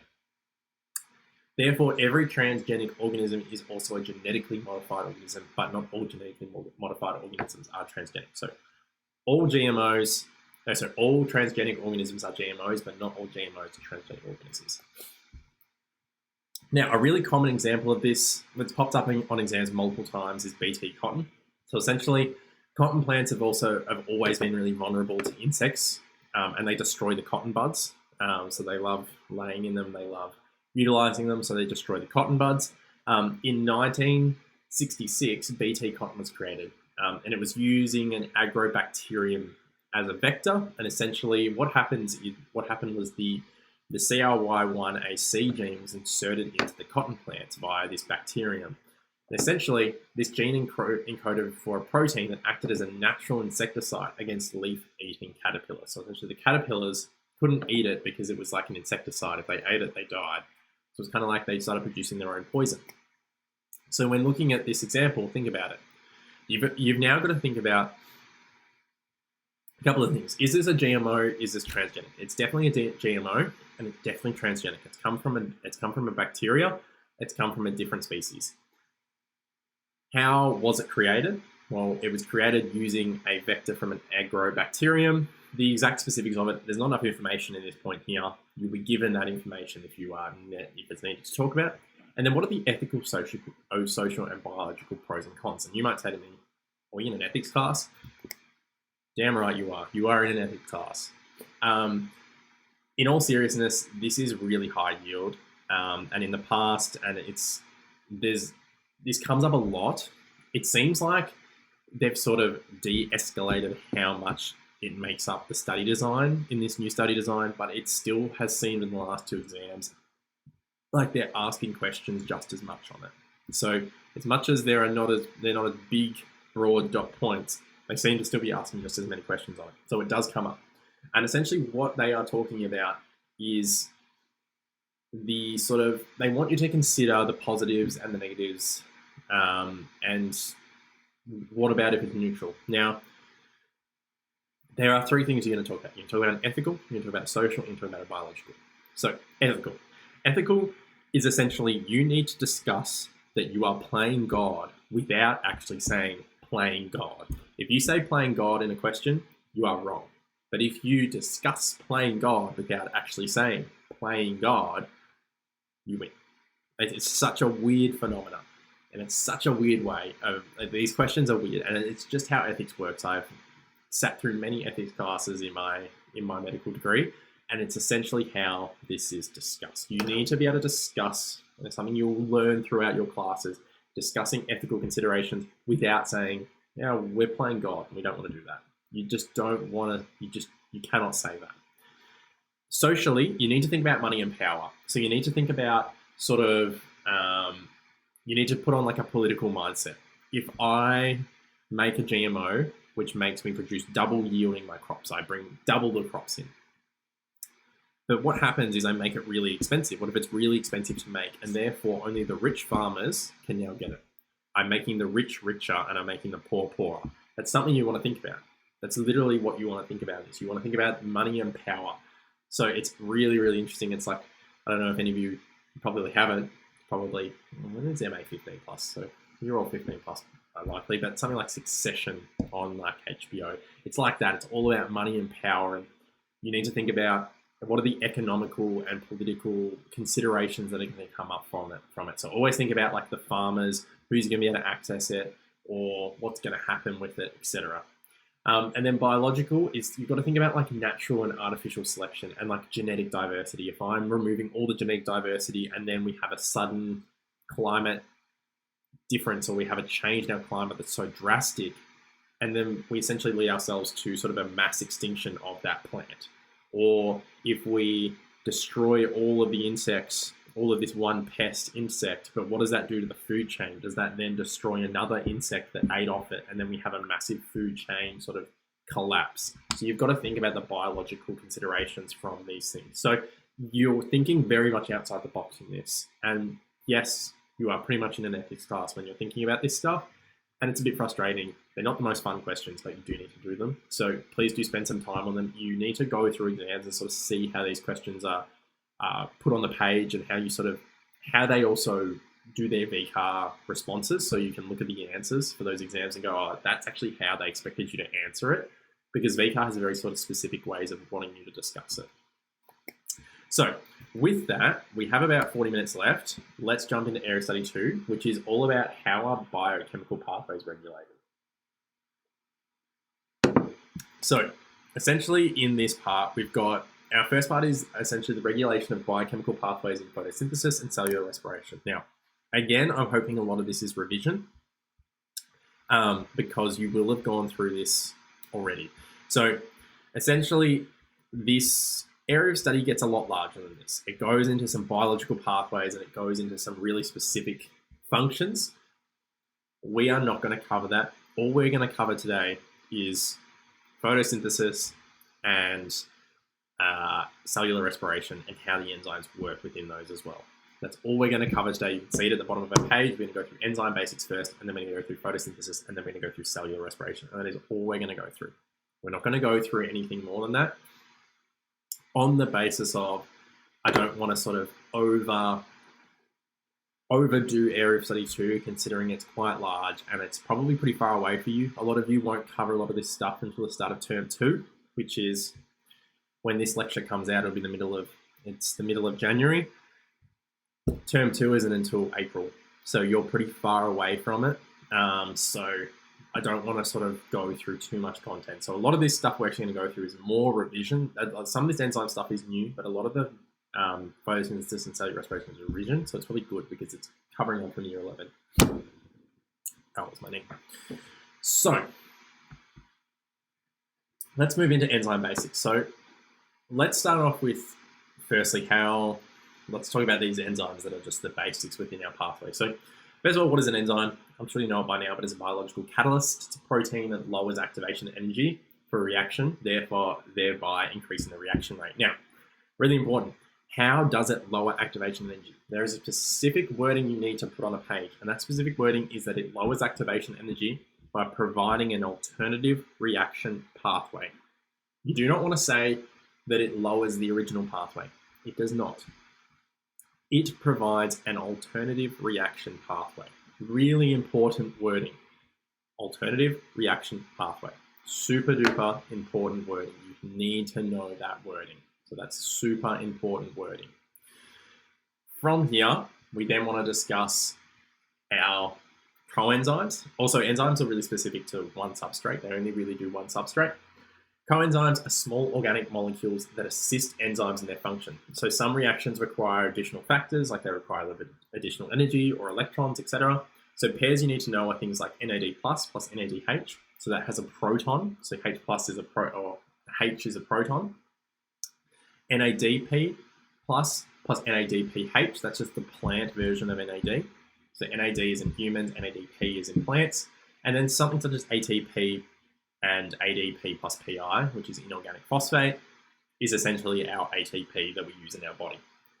Now, biochemical pathways are a series of enzyme-mediated reactions where the product of one reaction is used as a substrate for the next. So it's like a pathway. So let's talk about photosynthesis. I don't know why those arrows were meant to not be there at the bottom, but that's okay. Again, animations, we'll go up there. So first of all, let's talk about our chemical equations and photosynthesis. So really important, you need to know both of these. You need to know photosynthesis as a chemical equation and as a written equation. Now, for those of you who are in chemistry, you will say to me straight away, this is wrong. And you will go to your page and you will get your pen. Whoops, you will get your pen. Well, you can see that anyway, I don't really mind. And you will go, get rid of that. That's a 6. That's a terrible 6, but it'll do. And then you'll get rid of that. That is correct, and I'm happy for you to do that. I don't mind if you write this equation as 6CO2 plus 6H2O goes to glucose plus 6O2. However, if you are going to write this equation as a worded equation, it must be written like this. It must be written with water on both sides. Now, for those of you who don't do chemistry, and you're looking at me and going, why the heck did you do that? In chemistry, we balance things out. So this equation is wrong in a chemistry class because you just balance this. Why would I produce 6 waters from 12 waters? Like, why don't I just say I put in 6 waters and then I don't produce any water? but both of them are correct. So both of these chemical point of view ones, where you have your CO2, your H2O goes to glucose plus oxygen, and then plus or not plussing the water, are correct. It's just determined on what you put as the number here. If you put 12 here, you have to put 6 here. If you put 6 here, you mustn't put water here. Both of them are correct. You must put light energy in chlorophyll on your arrow. When you come to your written equation, you need to put water on both sides. It's just the way it works. You just have to do it, and it's the best way to go about it. Now, in cellular respiration, it's really interesting. What about if I just flip this equation? So what if I did the 6 one and didn't put water here, and I just flip this equation? Well, essentially you get cellular respiration. That's why these two things are linked. We think of it like a natural process. It's like a cycle. And essentially your photosynthesis is just the opposite to your cellular respiration, which is just the opposite to your photosynthesis. And essentially what it is glucose plus oxygen produces carbon dioxide plus water plus energy. Really important. You need to say energy on this one. And you need to have 36/38. Please never draw a dash. Why never a dash? Because you cannot produce 37. There is specific reasons why, and you will discuss these in class as you get into more detail. We're not going to go through that level of detail today, but essentially you can either produce 36 or 38. There is no 37. There is no number in the middle. It is either 36 or it is 38. So we also need to talk about exo versus endothermic reactions. So endothermic reactions are essentially reactions where we absorb energy. So essentially these reactions are usually not spontaneous, and these reactions are things like photosynthesis, where photosynthesis produces an energy-rich glucose. There's not a lot of energy here, there's nothing here, there's loads here. So if you think about it in terms of energy, there's not a lot of energy here, there's loads of energy here. So essentially what it's done is it's absorbed energy from its environment and put it into the product. And that's endothermic, whereas this says endergonic, but it's endothermic. Whereas exothermic reactions, essentially they release energy. So they start at a high energy point and then they release energy. Now you might say to me, what is with this whole humping part, this hump? So it humps up and it goes it's like a camel's hump. So this is like a camel. You think of it, it's like the middle of the camel. You know how the camel has like its double hump and then it sits a little bit higher in the middle? This is essentially what it is. So you've got your camel here. Why do I have these? What's going on here? Well, it's not containing water like what we think in camels. They actually don't contain water. I'm pretty sure that's a lie. It's like a child's myth. Anyway, essentially what this is the activation energy. So in this reaction, it's got a massive activation energy. It's from here all the way to here. And it needs to get all the way up to this activation energy for it to be able to absorb enough energy for it to then be able to stably sit at this level here. In this reaction here, it needs to absorb a little bit of energy up to here. So from here to then be able to release it all. Because once it absorbs that amount of energy, the reaction can go, and it goes, and it releases all of this energy. And essentially, you end up with these products here. So, what factors impact enzymes? Well, it's really, really interesting because we understand that enzymes are specific proteins and they increase our reaction rate and they make things work quicker and they allow reactions to occur. But sometimes enzymes don't work. And why wouldn't they work? Well, that's because there are some really interesting factors. So we have these factors such as temperature, pH, substrate concentration, and then inhibitors. Now, non-competitive versus competitive inhibitors. These are really, really interesting. So inhibitors essentially block off your substrate site. Now, non-competitive versus competitive inhibitors are also really interesting because competitive inhibitors can be knocked off. So essentially competitive inhibitors block the exact site of substrate. So if this is your enzyme, it's like a ball, that's your substrate site. My competitive inhibitor does this, blocks it off. Now, if there's loads and loads of substrate, the substrate's going to come through. And think of this as your inhibitor still in there. My substrate comes through and goes bang, and it knocks it out. It keeps knocking them out of the enzyme. And eventually, as they knock them out of the enzyme, there's no more, this enzyme's now free again. You now have your substrate that can go in, and then your enzyme binds to it and does its thing. So competitive inhibitors slow the reaction rate, dependent on the substrate concentration, but will eventually reach a maximum. So they reach this maximum rate. Now, why is there a maximum rate? Because you can't, eventually all your enzymes are saturated. At this point here, or at this point really here, your enzymes are saturated. Like there's a specific number of enzymes. Once they're all being utilized and they're all working at their maximum rate, you can't get any quicker. There's no way you can get quicker. Essentially, competitive inhibitors slow this rate. They eventually do reach a maximum. So if there's so much substrate, they eventually all get knocked out. Non-competitive inhibitors, on the other hand, will reduce that maximum rate. Now, why is that? Non-competitive inhibitors cannot be knocked off. Non-competitive inhibitors, this is your enzyme, they attach back here. So they attach somewhere else. So this is your enzyme, and your enzyme's empty, and the non-competitive inhibitor comes along, and it goes, well, let's just treat this. We'll treat like this one. This is your enzyme. It goes down the back, and it grabs it, and it goes like this. And it's holding it back.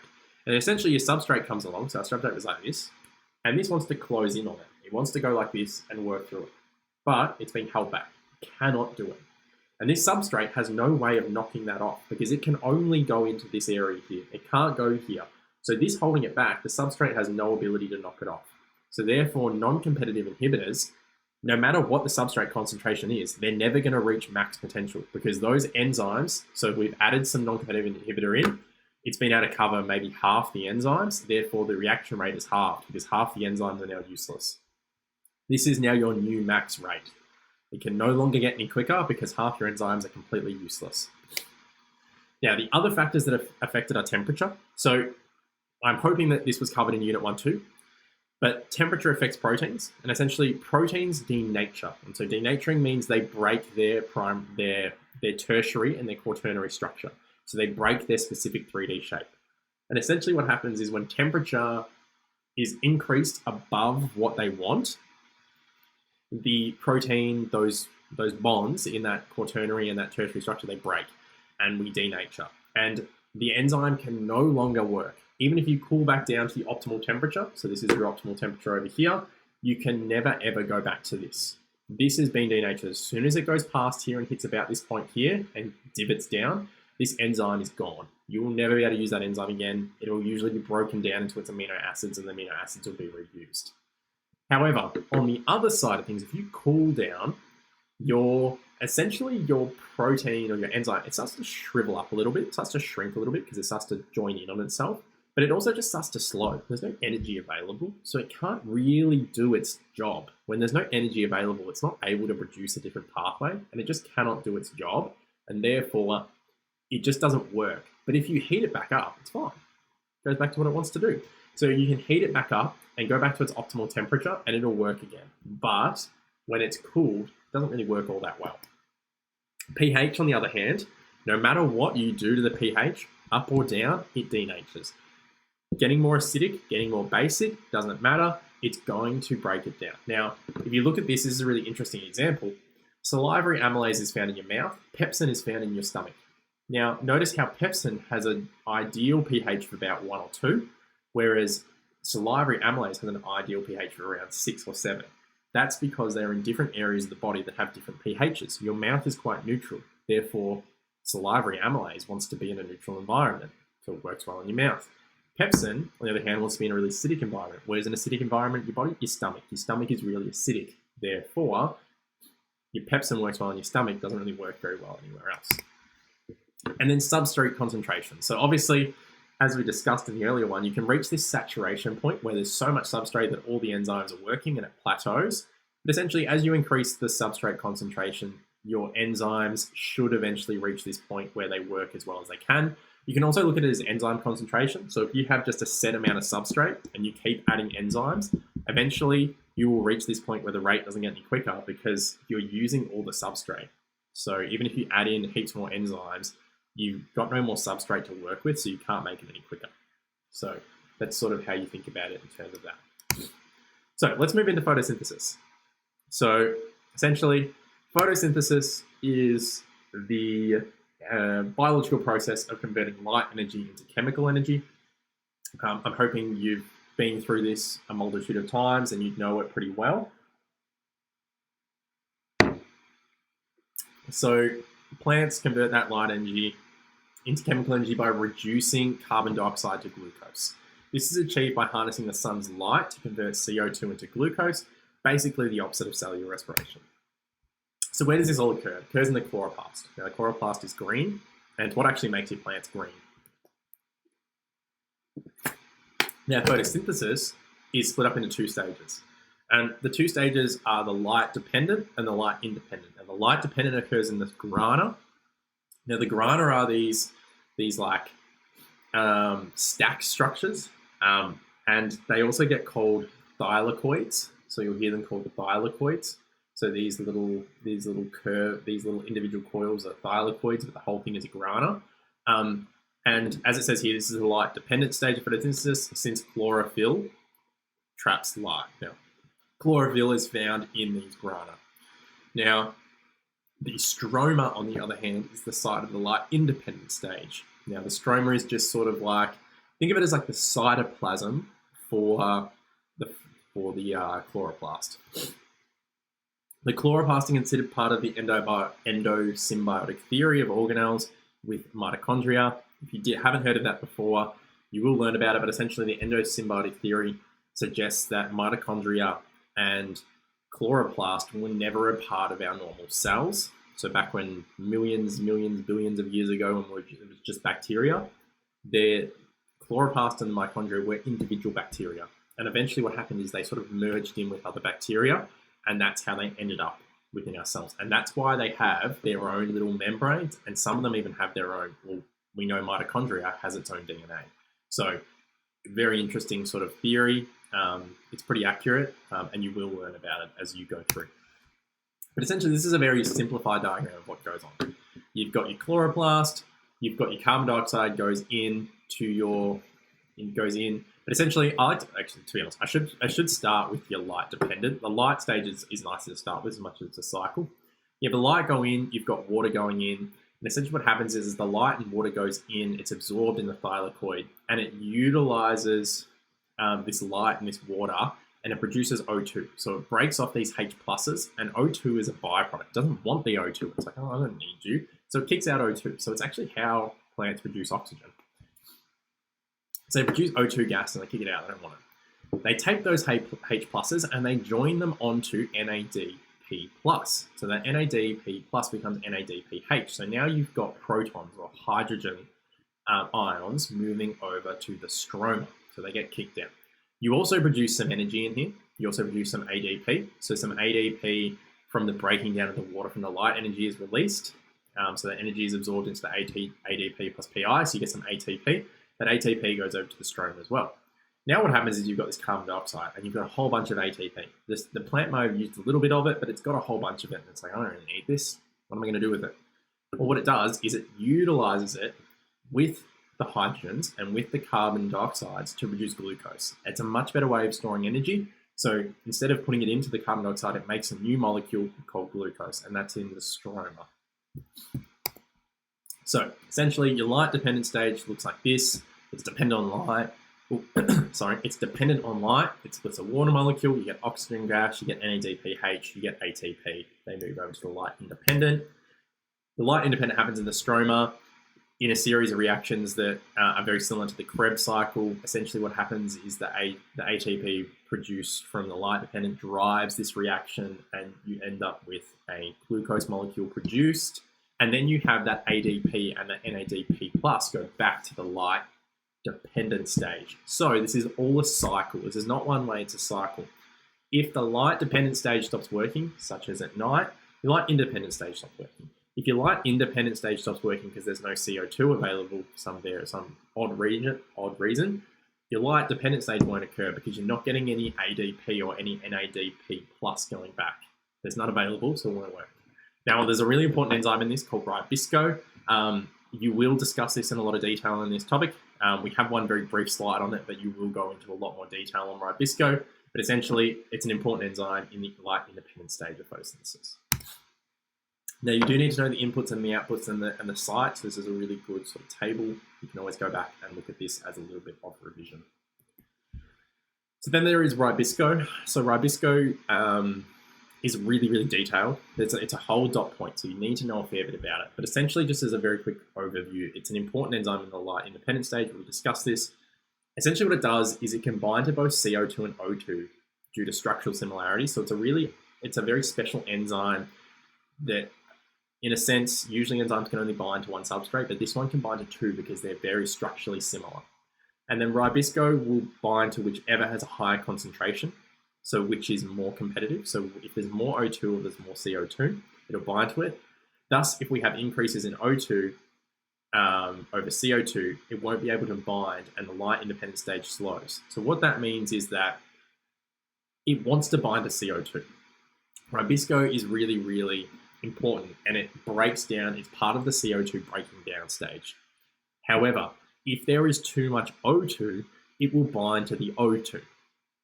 And if it binds to the O2, well then the light independent stage slows because you're no longer getting the ribisco breaking down your CO2. So essentially it's like a regulator. If there's too much O2 in the cell, it regulates how much light, how much photosynthesis we go through. And essentially there are a few different versions. So there's different plants and they differ on how they prevent this happening, and there's in different environments. And that's what you're going to learn throughout this dot point when you get to Area Study 2. But this is brand new content. This is something we wouldn't have covered in 1, 2. And as such, I didn't want to go into super detail on it because it can get actually quite confusing, and it's something you need to actually have sort of sat down and gone through a lot to sort of then go over it very briefly in this sort of manner. So I'm not going to go through that in super detail, but essentially that's what happens here. Now, what factors impact the rate? So we've already talked about factors that impacted the rate of enzymes. Well, it's actually pretty similar here. So light availability, it's like your substrate ability. It's like your substrate availability. If you don't have light available, well, you're not going to get a lot of photosynthesis occurring. More light, more photosynthesis, less light, less photosynthesis. When fully saturated, more light will not increase the rate because we're fully saturated at this point. We're running our photosynthesis at maximum ability. Any more light above this is not going to do anything. Now, there's also water availability, which is the exact same thing as light availability. I didn't even change this one accidentally. I should have made this water. See, it's exactly the same thing. And then CO2 concentration, I'm not going to repeat myself again. They all work the exact same way. More of it, more photosynthesis, less of it, less photosynthesis, but they will reach a point where they are fully saturated. Or one of the other factors is reduced and it impacts the rate. If one of them is reduced, we can't have any of the others. So, practice question here. I want you to take your time, have a go at this one. Plants grown in light were supplied with water containing radioactive oxygen atoms. After 4 hours, the analysis of the chemicals in and around the plant were undertaken. Which one of the following would contain the radioactive oxygen atoms after 4 hours? What do you think? Take your moment, 3, 2, 1, pause, and hopefully you're back. So, this is actually a bit of a trick question. Oxygen, what is oxygen's role in photosynthesis?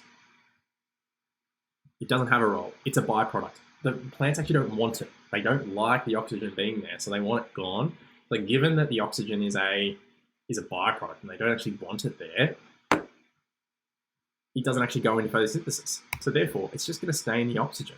If it had been the carbon dioxide, so if it had made radioactive oxygen atoms in the carbon dioxide, you would have found it in here. But this is water. Sorry, I completely misread this question. I thought this was in option. In water. So if this is in water, you will have found that, if I go back, apologies, I misread that question. This is why you read your questions twice. If I go back, look at where the water goes in. I still got the question right side. Look where the water goes in. The water goes in here. The oxygens don't travel here. The oxygens come from carbon dioxide. The water, H2O, comes out via just straight oxygen. Now, I misread this question, and what I read this question as is that the radioactive oxygen atoms were in oxygen gas. If they were in oxygen gas, they'd still be in oxygen gas because the cell photosynthesis doesn't use oxygen gas. Now, if these had been radioactive oxygen atoms in carbon dioxide, this would have been found in glucose. Now, the answer can never really be protein. It can't really be carbon dioxide. It can only be B or C. And in this case here, it was in the water. Therefore, it's going to be in the oxygen gas. And that's an important hint to always read the question. All right, now cellular respiration as an example of biochemical pathway. So again, this should all be a revision of Unit 1-2. Essentially, cellular respiration is a metabolic pathway or process whereby ATP is formed in cells from ADP plus PI.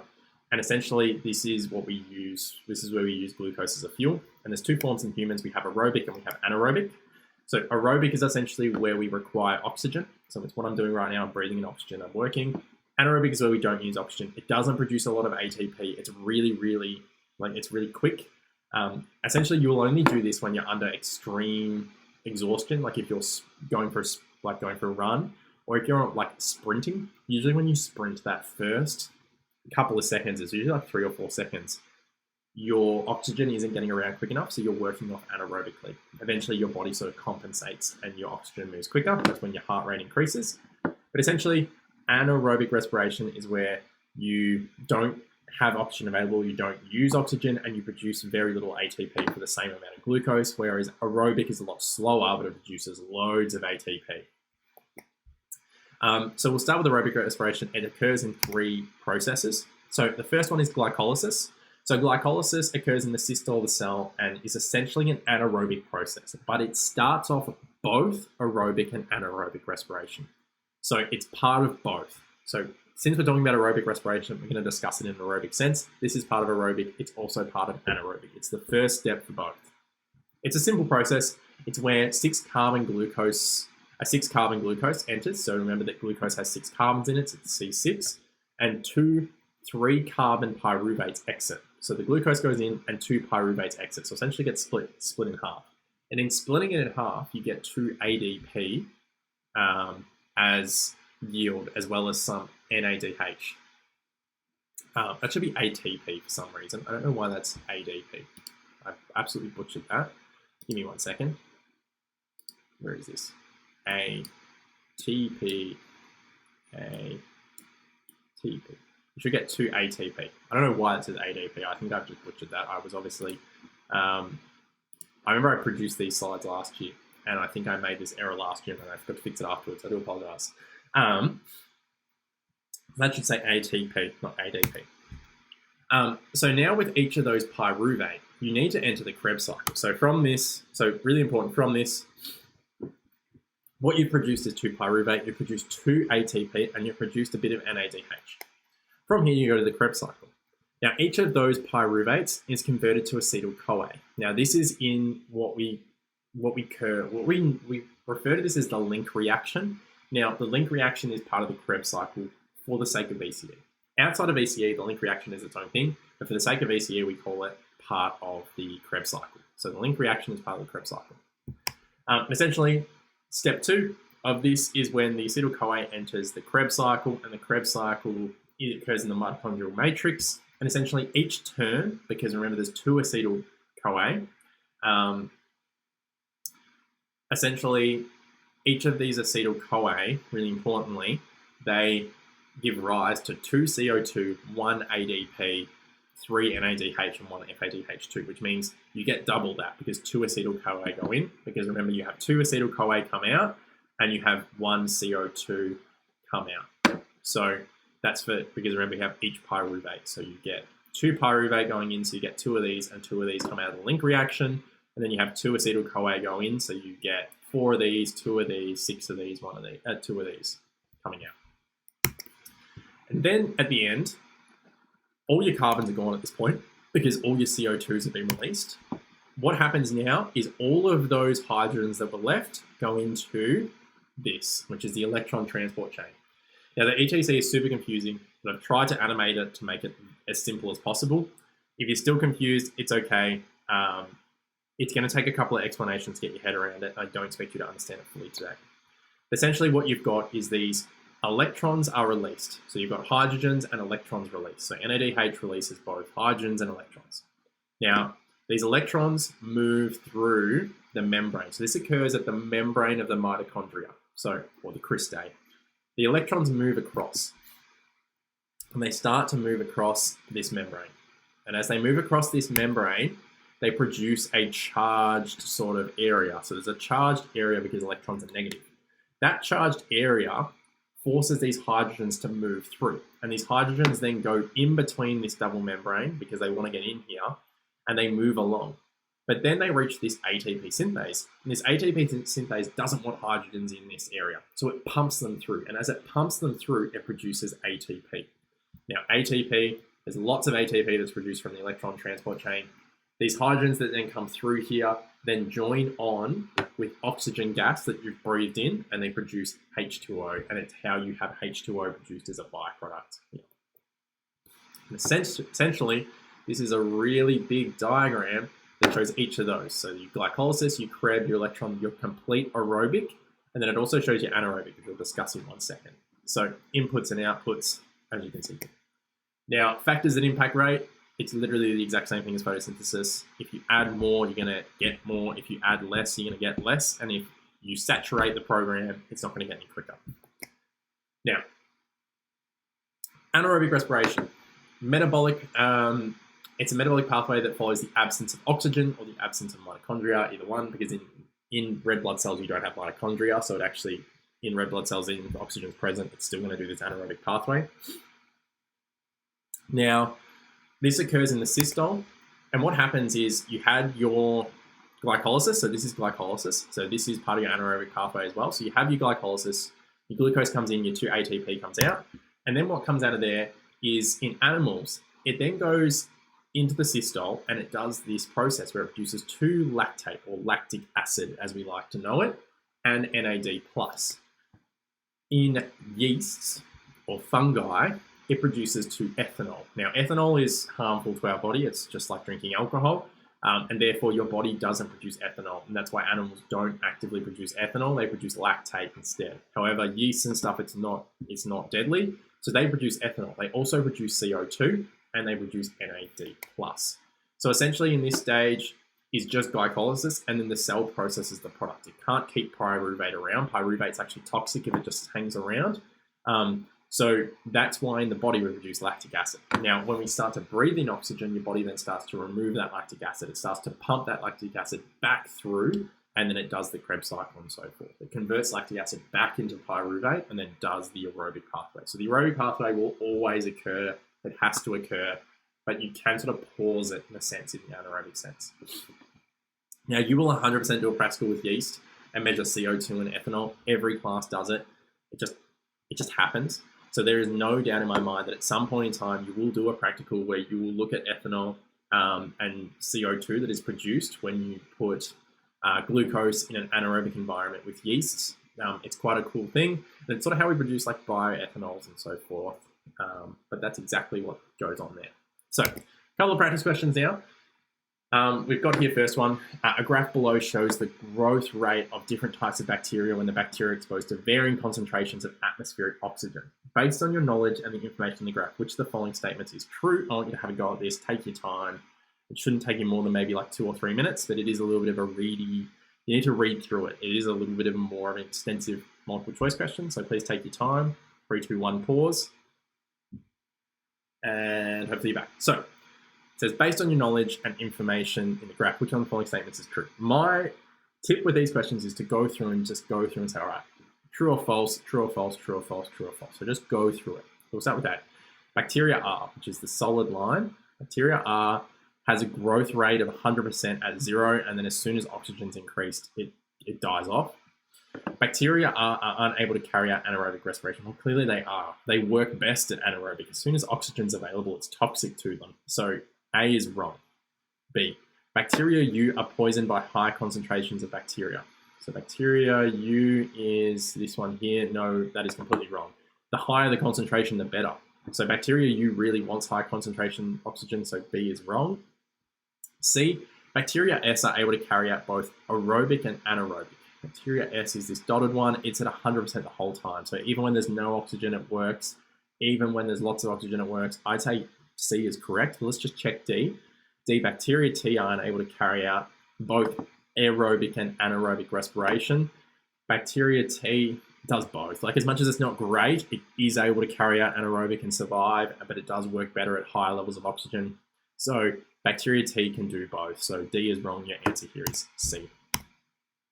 All right, last question, and this is the last thing for today. So after this, that'll be all the content we've covered, and you will have done really well. So question 8, the diagram below shows a section through the part of the mitochondria, so outside the mitochondria and then inside the mitochondria.